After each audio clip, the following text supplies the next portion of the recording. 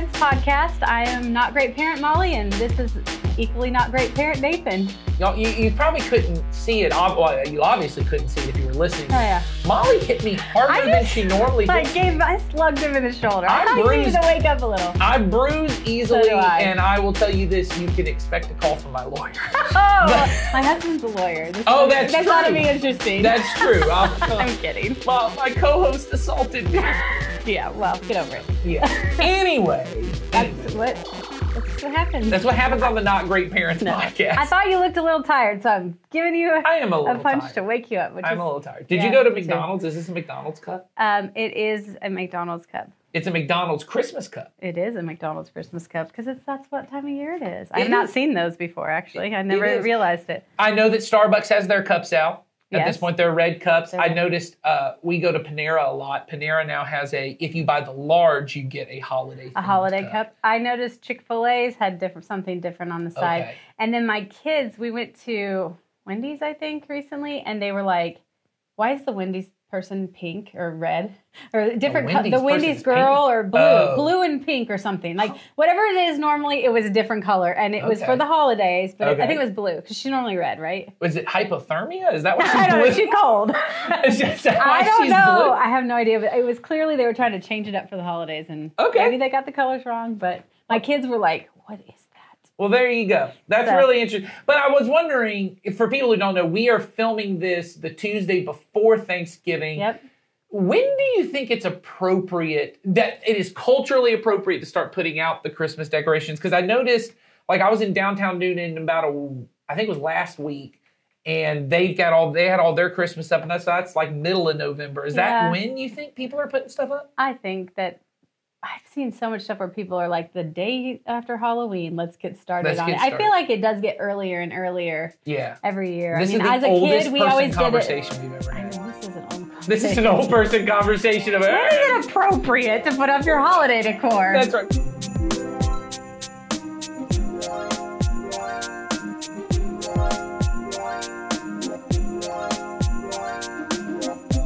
We're in a series called A Not Great Christmas. Yeah, we didn't even talk about why we're the Not Great Parent podcast. This is the first time in every episode we've ever done that we did not. Wow, we just rolled right into banter. Let's talk about us. Let's just talk about let's talk about Molly's cup. my cup. Let's talk about Molly's cup. Well, by the time you're seeing this, all the cups are out, so I don't know. That is true. That is true. Yeah, you're like, why are they having this boring conversation about all of this? But regardless, we're in a series called A Not Great Christmas. We call ourselves the Not Great Parents because we don't want to pursue the world's definition of greatness, which is usually found in success and happiness, money, all these different kinds of adventures, whatever that is. We want to find our life in God's goodness, pursue God's goodness. And at Christmas, we really are trying to figure out, how do I have a Christmas that's not based on the world's definition I of think greatness? Christmas is like the ultimate Super Bowl of greatness. Yeah, it's like the world greatness defines Olympics. It is. It's think about it. Like, even in what we talked about before, everything gets done earlier. Everything's bigger. Everything is, people put out more outdoor decorations than they ever have in the past. Or they put up more decorations. They have more events. They have more, more things going on than I can ever remember when I was younger. And it just seems like, greatness and more. Right. And this is the Olympics, I think. Yeah. I think we all can feel it. I think we all know it. So. Well, and when it started, and this gets back to our conversation about the ornaments, so we'll tie it all back in together. Go. I was reading today, because of the random thoughts that are in my head, of why is everything that most of us are nostalgic about Christmas somehow rooted in the 1940s and 50s? Because if you think about it, most of our thoughts are like the songs that we sing. Like Bing Crosby. Yeah, I looked at I'd seen an article that said the top 20 Christmas songs, like when people vote what are their favorite Christmas songs, of the top 20, only like 4 of them were written in the last 30 years. Oh, wow. For the last 40 years. The vast majority are written in the 40s and 50s, and a few in the 60s. There's only 3 in the 70s. This Christmas, the Paul McCartney one no one likes, Wonderful Christmas Time. Yes.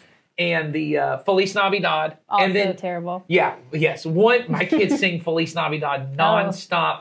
And they only actually know the words Feliz Navidad. But they sing it for all the other words in Spanish. But anyway, so. Well, yesterday I spent some time with your children, and one of them was singing that where you spell out jingle, like Jingle. You know what I'm talking about? I don't know. It's an old song, but they were not doing jingle, they were doing mingle.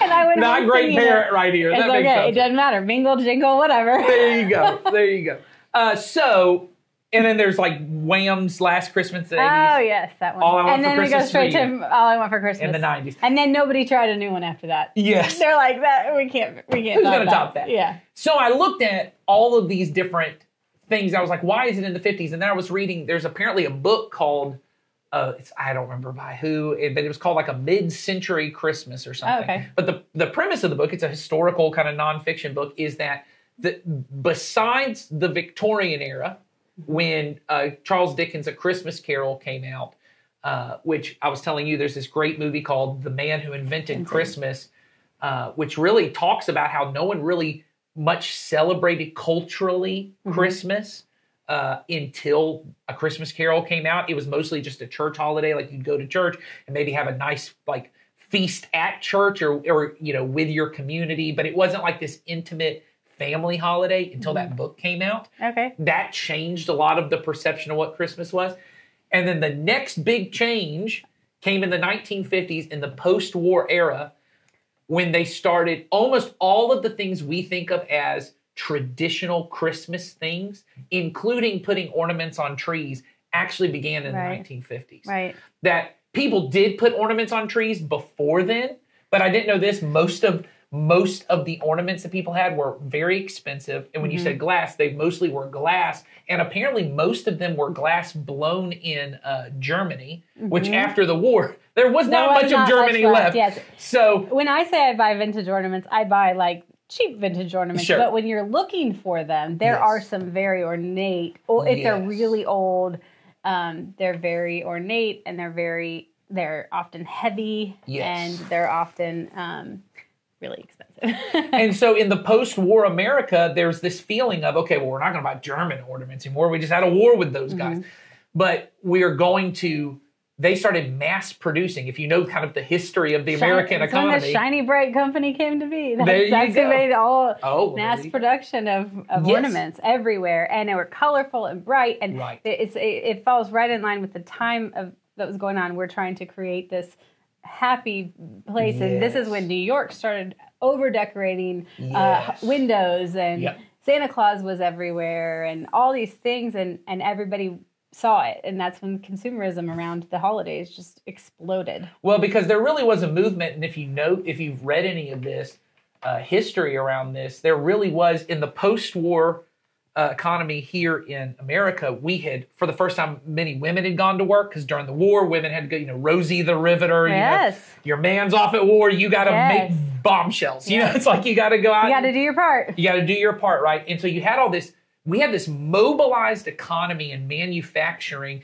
and we said, okay, well, we got to do something with that. And so if you read a lot of the history, that's when advertising really starts taking off. That's when all of these different ideas start taking off. And in fact, there's some quote, and I can't remember, someone can look it up on the internet and find it pretty easily, from a person who was developing, I think it's in the Eisenhower administration, starts developing this idea of a consumeristic economy, that you almost weaponize consumerism against them. And he said, the quote says something along the lines of that every human being needs to, or every American in particular, needs to start defining their life in consumeristic terms. And that holidays need to be defined by that. All these, your experience, the idea of every weekend you go out and shop.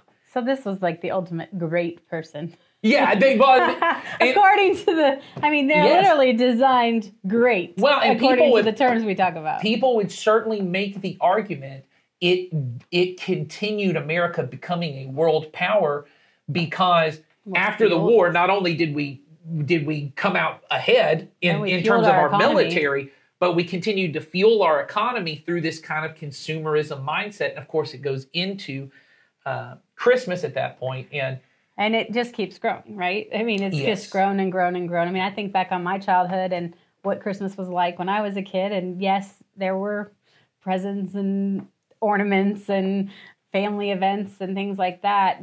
And as a kid, I would look through I think Sears catalog maybe, or JCPenney, and circle all of the things I wanted and whatever, and I'd get a couple of those items. But I just feel like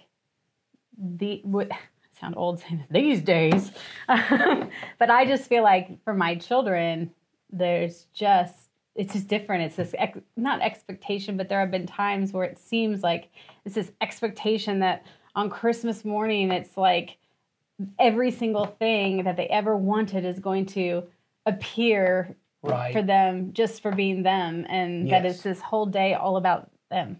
Yeah, well, and it does, and their stuff. Yes, it certainly becomes, and I think this is where we get to this idea of a not great Christmas and what we're trying to get to.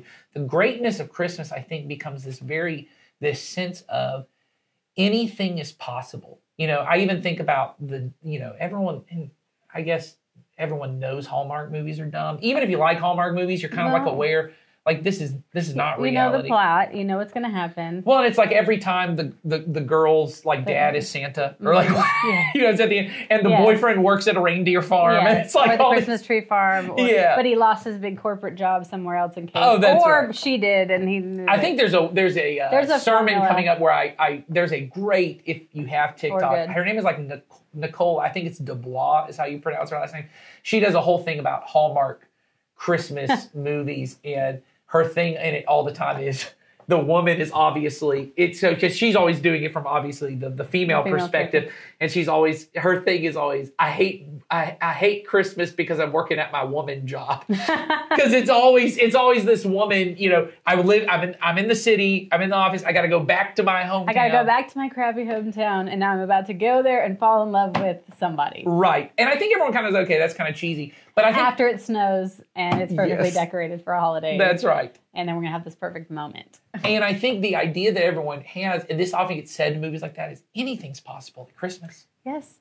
The magic of Christmas, man. Yes. Anything is possible at Christmas. Anything is possible. And I think that idea is what most of us think a great Christmas is, if we boil it down. Is I want my kids any possible gift.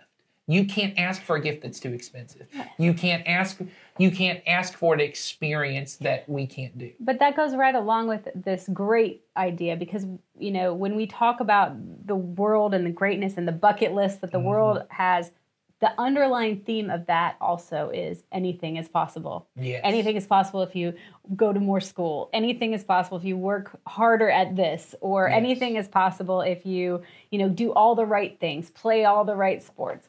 Have the right schedule, meet the right people. Like we live by that. Our culture lives by that. So it makes sense that it also bleeds over into this holiday. Yeah, and I think that's where we're trying to kind of shift the focus in this series at this point is, and I think people can already tell where we're going. Don't buy any Christmas presents. Yeah, exactly. I mean, this is where we're trying to get to. That's where we're going. Jesus says don't buy Christmas presents. Don't buy anything for your kids. They have enough.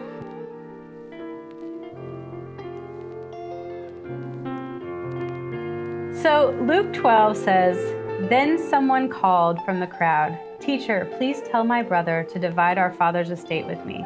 Jesus replied, 'Friend, who made me a judge over you to decide such things as that?'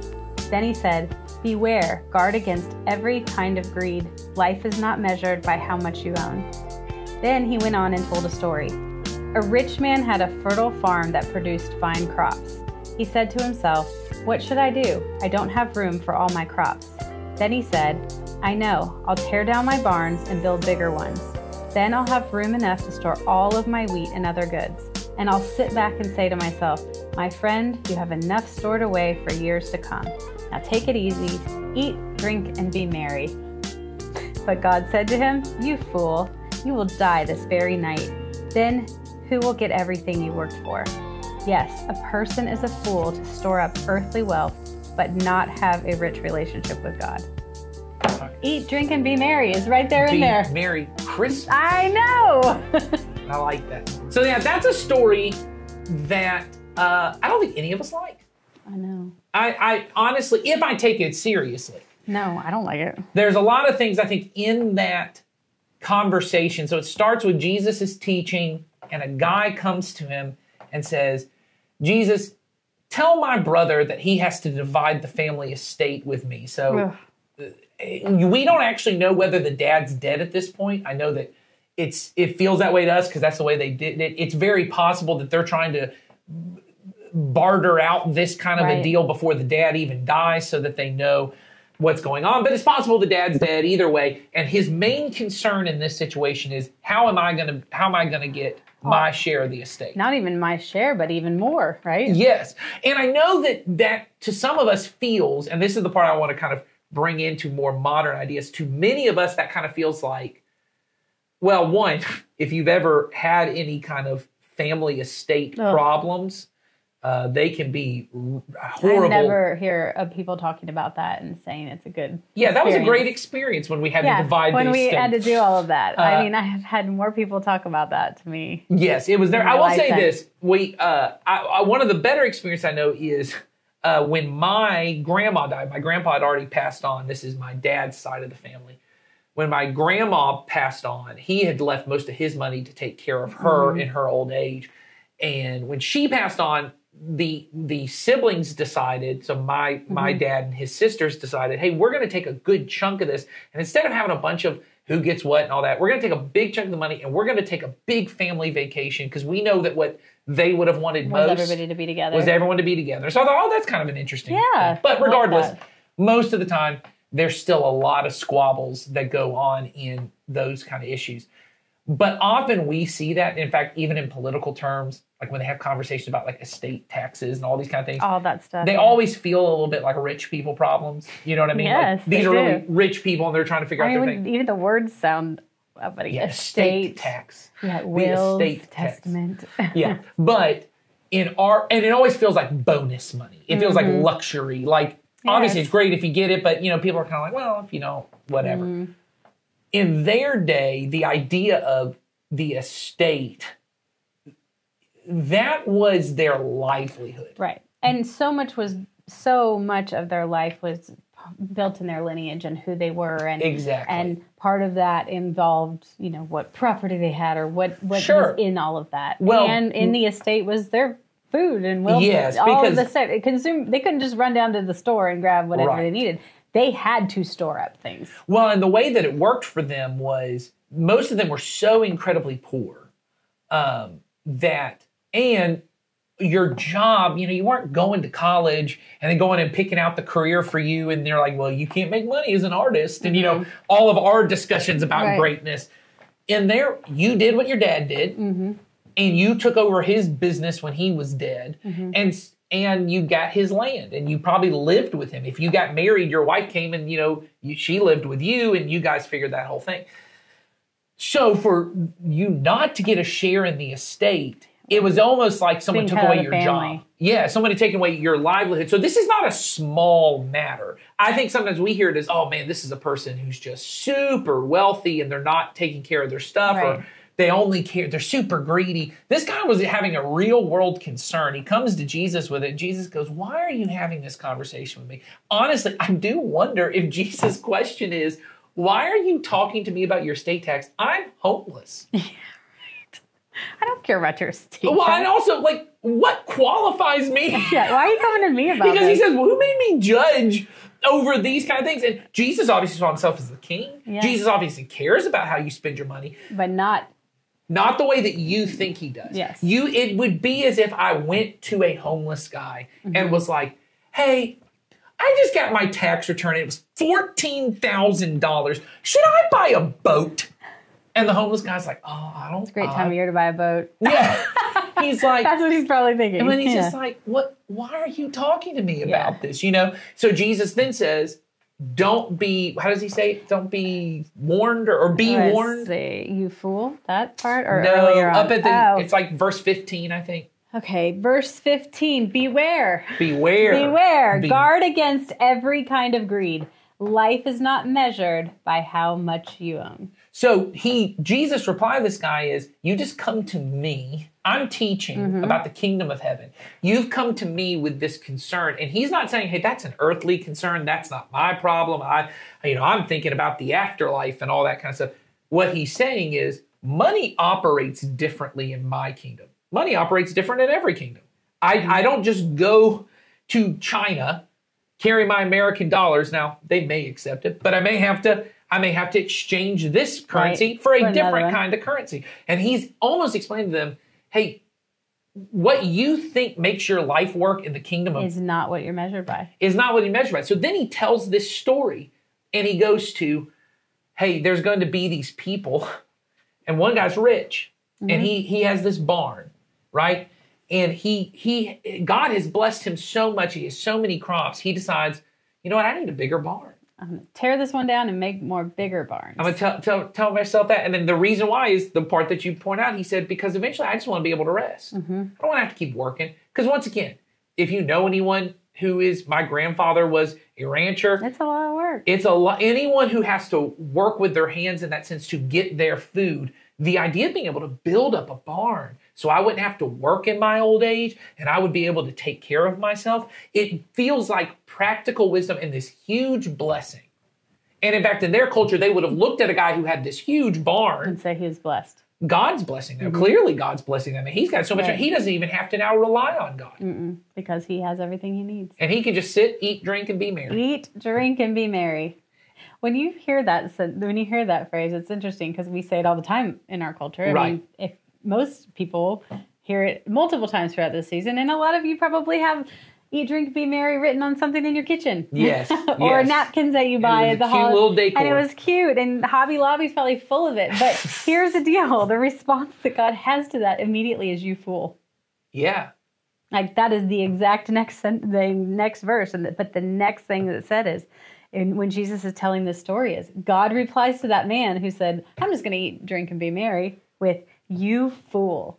Well, and you look at this, think about the way it works in our world. I don't think it was vastly different in their world, that if someone was rich, and we often think this, anyone who's wealthy, they're probably very smart. Like, they're very savvy. They figured something out that the rest of us did. They figured out how to make the money that they needed to make. I mean, inevitably, they've got it figured out. You're never going to have a homeless guy run for president. No, not anyone who's running for president. They got a little bit of money somewhere. Yes. It's snatched away somewhere, you know. And often that's the thing is I've run. You know, there's I've run a successful business. I mean, yes, all that. I've run a successful business. I've figured how to do this. I have done. Look at my barns. Look at my barns. Can't you tell how smart I am? And Jesus goes, no, you're a fool. Yeah. You think somehow building up a barn, and this is the thought the man has is, I can build up a barn, store up all this food, and then in my old age, I can eat, drink, and be merry. And what Jesus' story is, you idiot, who said you ever got to live to an old age? Right. You're such a fool. Because he says, you're going to die you die this very night. Yes, you're in your 30s, and you've got more money saved up for retirement than anyone else, and you're going to die. And you're going to... And where's all that money going to go? Where's that going to go? It's going to be something that your children are going to fight over. It's going to be something that people are going to squabble over, like this dude is right in front of me about his brother and the share of the estate. And you thought you could purchase yourself a good life. And you look at this idea and he goes, what a fool you are. And what most of us look at is, if you're honest with yourself, we thought that was the American dream. Yeah. The American dream was, I could work really hard when I'm young.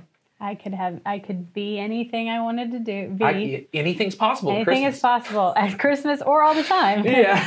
But really at Christmas. Yes. And I could build up this business or build up, my career or build up this family, build up this great life. And then have all the things I want and more. And in the retirement, I'll just sit and relax and it'll all be taken care of for me, because that's where my wisdom is in all my wise barns that I've built up, all these wise savings I have. Look at me. I don't even have to trust God all that much. But Jesus right here says, but you're a fool to do that. Yeah, because you have this earthly wealth, yes, but you do not have a rich relationship with God. And I think we look at it and want to go, okay, I get it. This guy had all this earthly wealth. He didn't have a rich relationship with God. But I could have a lot of earthly wealth and a really rich relationship with God. How does Jesus know how rich my relationship with God is? Well, maybe because he is God. Might be. Maybe. He might have some insight there.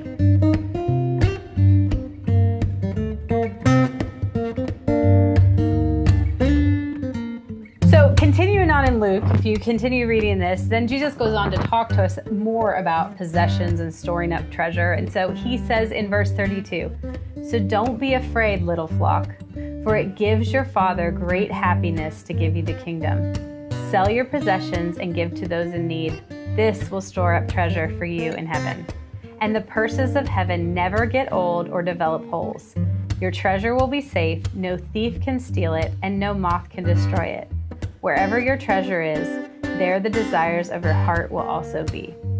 Now, if you've read the Gospels before, you've heard a lot of those quotes before. In fact, in between where he tells the story of the rich fool and then the section Molly just read right there, Jesus does a different version of what's in Matthew 6, I believe, where he talks about, don't worry about what you'll eat, what you'll drink. Your Father's going to take care of that. Look at the birds. Look at the flowers of the field. That's all Matthew 6 as well, but this is a different kind of version of that same teaching. And then he gets to the part that's also in Matthew 6 where he says, store up treasures in heaven, right, not on earth. But the part that's not in Matthew 6, but is in Luke, which is interesting, is the part he says, the way you store up treasures in heaven. Because most of us want to go, okay, so don't store up treasures on earth, but I need to store treasures in heaven. And we think like, that one time that I was really polite to someone and let them go in front of me in line at Walmart, that was a treasure in heaven. That's another mansion in heaven. Right. All those houses in heaven you get. I'm gonna store more treasures in heaven, or even, and I've heard people say this, I think I've taught this before when I taught teenagers. How do you store up treasure in heaven? Well, treasure in heaven is the people that you win for Jesus and their treasure, because that's what's treasured in heaven. I don't think that's necessarily a bad way to teach it, but Jesus doesn't say that. Jesus didn't teach it that way, yeah. What Jesus said treasures in heaven is selling your possessions and giving to the poor. Mm-hmm. That if you want to store up treasure in heaven, not treasure on earth, it is, and remember, this is all part of the same teaching of the barn story. So he says, instead, you're a fool if you're storing up treasures on earth in barns. Right. But you will get the kingdom of God. Because doesn't it right before that he says, seek first or seek above all else the kingdom? Right before that in verse 31 he says, seek the kingdom of God above all else, and he will give you everything you need. Right. So what we've been talking this whole time, which is, we've been quoting Matthew 6:33, I believe it is. This is Luke 12. This is Luke 12. Luke 31. Oh, really close. 33, 31. Yeah, it's really close. I was like, we're in Luke. Yeah. But I was like, wait a minute. What is he talking about? We're over here in Luke. But keep going. We've always quoted. Same idea. When we talk about the goodness of God, we've talked about seek first the kingdom of God. And we always say this. And all these other things will be additive. They'll be like sprinkles in your life. Yeah. Good sprinkles. And good. Yeah. And he says here, right, if you want to seek first the kingdom of God, the way you're going to do that is sell your possessions and give to those in need. To give to those in need. It's the same thing we've been talking about from the beginning, which is you're going to have to cheat great to get good. And that's okay. That's what we want to be doing and cheating isn't even the right word there. You're going to give up some of the great that the world has said should be great to seek the goodness of God. And here he is very direct about a way to do that.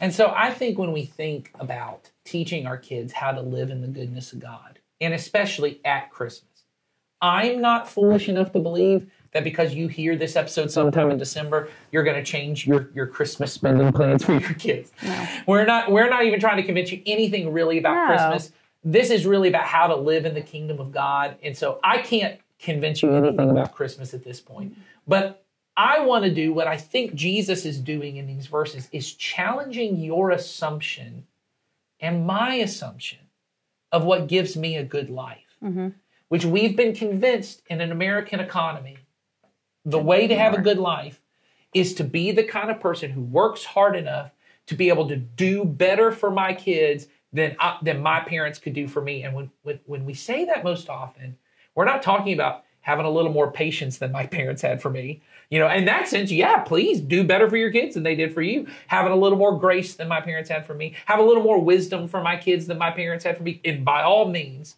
do those things. What we often mean is I want to be able to buy things for my kids. And take them on experiences that they... take them on vacations that my parents couldn't take us do something that on. I didn't get. And that's the dream, right? You know, and you see this in a lot of the American story. In fact, the way that we often, you know, kind of lift this up is that kind of almost the immigrant story of like the person who's a first generation immigrant and they work really, really hard, pull themselves up by their bootstrap. And it's the second generation that can then go off and they can live the easy life that their parents didn't get to live. And we hold that up as this huge kind of, man, that's what we would say the kingdom looks like. We wouldn't say that in Christianity, but we all kind of feel that's what the good life is.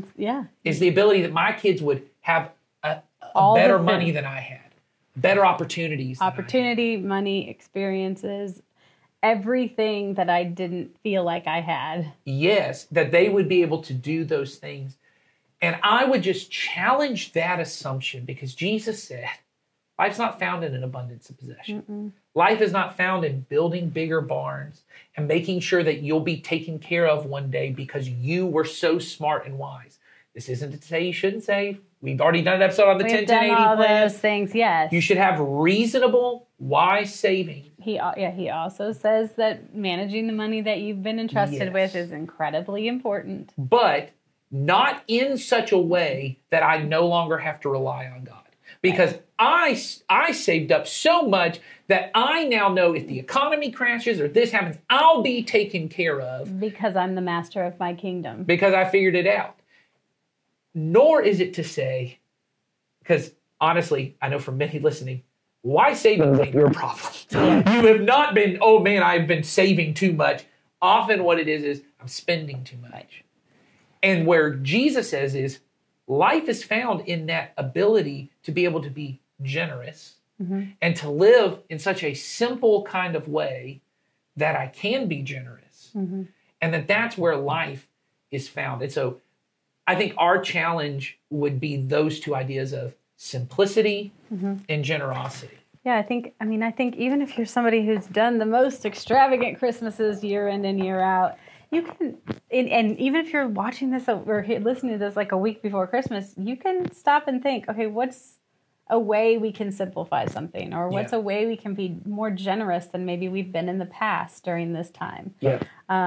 Because there is no easier time to be generous in terms of opportunity. I think you can do it all the time, but there's so many opportunities in front of your face about ways you can help people during the holidays. We should be doing it year round, but I do think that those two things, simplifying and becoming more generous during this time of year, this is a great time to start putting those little practices into place. And we're not saying take down your Christmas tree, don't have any ornaments, don't buy any gifts for any of your kids. We're not saying all of that, but we are saying if we're seeking God first and His kingdom, He has clearly said that we need to love other people and we need to share with other people and we need to be generous and so in order to do that, we're gonna have to simplify the great and bring it down a little bit so that we can take care of other people and we can put those in place. And if we have got to do that and show that as an example to our children because they won't do it if we don't do that with them. I think that's really good. And so a practical suggestion I would give to people, this is what my wife and I try to do in all of our finances, not just at Christmas time, but in all of our finances. We try to get very honest, brutally honest in our budget. And I know that maybe that's enough of a suggestion for some of you is you just need to have a budget. You need to have a plan of how you're going to spend the money. That may just be a great step at Christmas is here's the amount of money we're going to spend and we're not going over that. And these are the things that have to come out of that. Yes, so we got to prioritize what matters here. Right. So that may be the first step. But what my wife and I try to do is we are very clear. This is money we are giving away to people who are not us. It is not generous for me to give gifts to my own kids at Christmas. That is not considered generosity, right? Generosity is giving it away with no expectation in return. Yes. And to somebody that, you know, and not your kids, because let's be real, if we're giving our kids gifts, we're doing it out of expectation, obligation. And there's love involved with it. There's love, but it's not what God is asking us to do. Well, and He's very clear there. It's sell your possessions, give it to the poor. And so in our culture, they lived in a different culture. I'm not saying you need to sell your house and then give all that money away and be homeless and take care of that because their economy worked differently. What he's really talking about here, I'm not saying you shouldn't sell your house. If you want to, I know a really good realtor. No, I'm just saying, I'm not saying that you should. I don't want to give people an out either and say that God's not calling you to sell some things and to do that. What I'm trying to say is their economy, that was the way in which wealth increased. You had more a set aside thing. What I would say is a good modern translation of that is spend less on yourself, give more of it away. And so that's the lesson that my wife and I really try and do in our budget is we're very clear percentage-wise. We know this percentage is being given away. And this is the percentage we are just honest. I'm spending this on myself. This is money, it's on me. And some of it is to just take care. It's not barn building. It's just I got to live and I got to eat and I got to live in a house and I got to do this. There's that amount of money, but we include all that. But we also include luxury expenses when we go to the movies, when we're going to go out to eat, when things that we don't have to do. But things that you choose to do. We enjoy doing, and God did give us things, right, for our enjoyment. That's part of it. Like, that's all part of it. But we're very clear this is the percentage. And I can show you on my budget. I don't know that anyone cares, but I don't think we have time for that today. what that number is and what is the percentage that we're giving away. And we are actively working all the time, especially as even wealth increases as we get older, right? We try to look and go, how do I decrease what I'm spending on myself and increase what I'm giving away to others? You know, I would love at some point in my life to be 50-50. I'm not 50-50. Wouldn't that be such a beautiful thing? Yeah. That at some point I get to a place I've paid off my mortgage, right? Yes. I have less obligations, other things, and my income could be 50-50. Yes. That I am truly loving my neighbor as I love myself. Yes. That would be a way to look at it. I'm not saying that's where you need to be this Christmas. That's not where I am right now. That is not really the spirit of Christmas and the possibility of Christmas. Right. Anything is possible at Christmas. Don't adopt that for the next 4 weeks and just go with it. But that is a really great place to be. I mean, to be able to give generously and freely at 50-50 would be huge. But we all can do it at some level. And so one thing that I think that is, and honestly, the reason I say that, I know people who already tuned out the moment I said 50-50 because you go, that's not realistic. Neither is the amount of money you're spending on your kids at Christmas. We just think it is, which is why you've got credit card debt you got to pay off when you come back in January. It's just the American dream has convinced you that dream is a reality. And what I think Jesus is trying to do with these stories is to go, could you imagine a world where your life was not found in the abundance of possessions? Right. Where really you could be more generous than you thought you could because you're different than a bird. You're more important than a bird. But just like the birds, God will take care of you. And at the end of our life, and when our life on this earth is done, and we are going to stand before God, and He's going to say, "How did you take care of other people?" He's going to say, How did you take care of others? And He's not going to say, were you able to buy the Xbox? I got my kid the Nintendo Switch that they wanted this That's year. right. That isn't going to be, that's not what He's looking for. And we know that's not what He's looking for because He so clearly said that in His words. And now we all know because we all heard it. Yes. But at the end of the day, that's what matters. I mean, He's going to say, did you love me and love others? And how did you do that? And if the words of, I believe it's Matthew 25, or maybe it's 24, but where Jesus, John or Rome, no, it's Matthew. I know it's somewhere in there. And it's in the 20s. I know. I'm trying to get better at this, Molly. And you're. This is from me, who knows John 3:16. Okay, well, I feel like you're mocking me for trying. You're doing a good job. But I do believe it's in Matthew 25. But it's where Jesus says, and Ed just preached on this recently in the time that we're filming this, where Jesus says, at the end of the age, I'm going to separate people out to the right and the left, and those who took care of those who were, who clothed the naked and fed the hungry and gave water to the thirsty, all this, and took care of people in need. Those are the people I'll say, come in, the kingdom is yours. Everyone else, I'll separate them out and send them away. If that's not just a parable, if Jesus is actually teaching us, this is what it's going to be like. This is how I'll know that you know me. Because there's other parts where He says, if you know me, you will have eternal life. Well, in this case, He says, if you didn't do those things, that's how I'll know I didn't know you.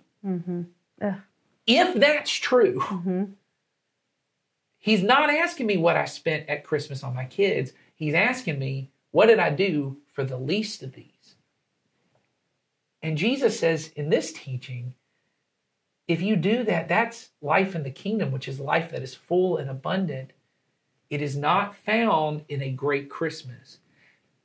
And we don't have time to get this, so I'm going to throw this out and people can come back to me. I am firmly convinced that a big majority, a really large majority of our anxiety and mental health problems in our country are due to how wealthy we are. And part of the reason I think that is Jesus in this case and in Matthew 6 when he teaches about not worrying, it is directly tied to the way we spend our money. And that people who have bought into the idea that they can purchase a good life for themselves become more anxious because they have to, well, I'm not living up to all the things. I remember hearing a report that I heard this in like 2018 or 19, that suicide rates for men had grown over the 2010s to like through the 20s. As men were expected to be more successful and make more money. And like, I think it was like 2/3 or some really high percentage of those suicides in the notes were directly linked to financial problems. That there's this shame for men in being able to talk about, I did not make the American dream. That I'm somehow less of a person because I can't do this.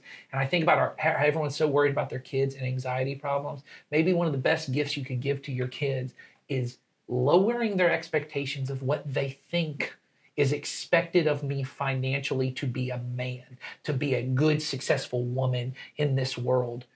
That what it really looks like, it's not even about how much money I make, it's how much can I give away to others. And that is an attainable thing for people. And that is a gift we could give.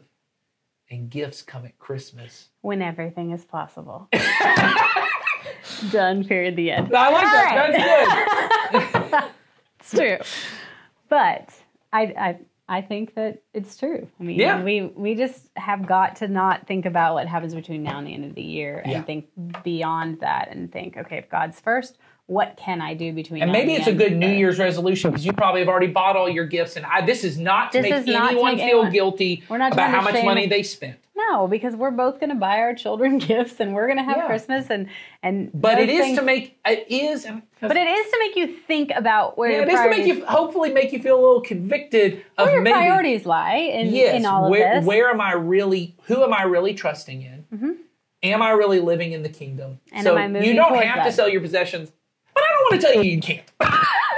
You might need to. You might need to, and that's okay. Yeah, we'd be proud of you if you did. So anyway, send us questions. Yes, send us questions in the notes. Tell us we're wrong. Tell us you've got other thoughts for us. Send us topics, send us questions, and we have a link in the show notes that you can directly send those over to us, and we'll address those. But have a not great day, and whatever you've got going on these holidays, I hope it's a good one. Take care.